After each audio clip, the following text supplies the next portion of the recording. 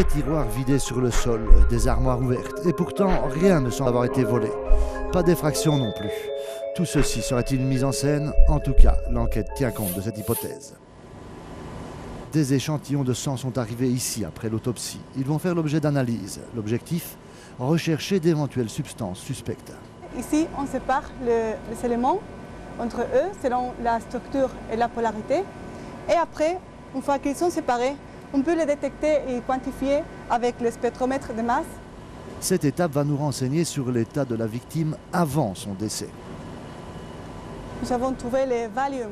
C'est une benzodiazépine assez commun en Belgique et on l'a trouvé en très haute concentration. On a donc retrouvé du Valium en quantité importante dans le sang de la victime. Est-ce que ça veut dire qu'elle l'a pris ce calmant la veille au soir avant d'aller dormir, ou bien a-t-elle été droguée avant de mourir? Il y a peut-être un moyen de le savoir.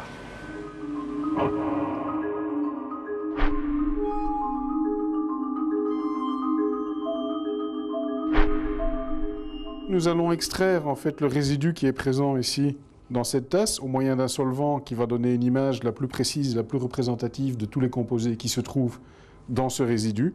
Ce résidu, en fait, ensuite, après prépurification, sera analysé.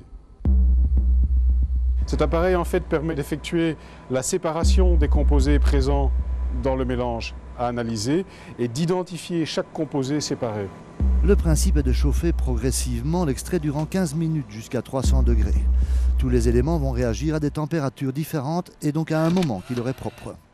Voilà, il y a une substance ici qui sort, dont on voit, dont avec une structure assez précise, à 9 minutes 89. Ça ressemble à quoi ça?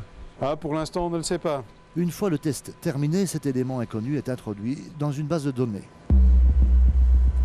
Donc, la molécule qui est identifiée avec une belle probabilité, quand même 88%, est du diazépam. Le diazépam est en fait une benzodiazépine, un somnifère, dont par exemple un représentant bien connu est le Valium. Le même test a été effectué sur la théière et l'autre tasse. Pas de Valium dans ces cas. Une tasse qui contient du Valium, l'autre tasse et la théière qui n'en contiennent pas. C'est quand même curieux de diluer son Valium dans du thé. Oui, donc peut-être que Lucie a été droguée. Ce serait intéressant de savoir avec qui elle a pris son thé.